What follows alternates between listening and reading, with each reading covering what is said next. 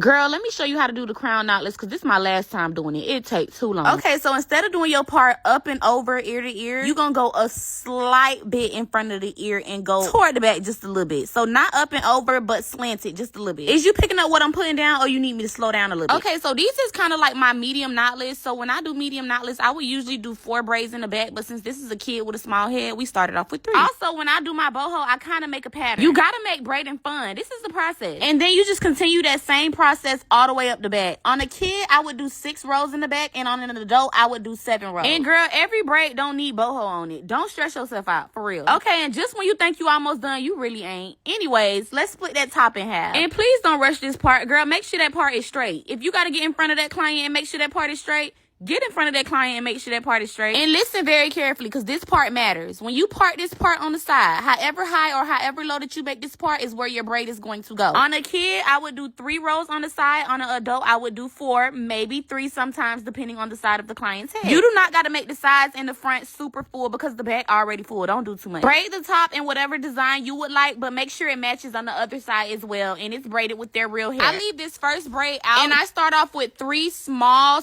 pieces of braiding hair and then use bigger pieces for the rest of the braid. And girl, if your client got some thick hair, please blend it throughout this whole process. This braid is the most important part. We do not need it looking crunchy. And girl, just when you thought you was done, you still ain't done. This is why I hate doing this style. So what we gonna do is put those 2 braids in a ponytail, right?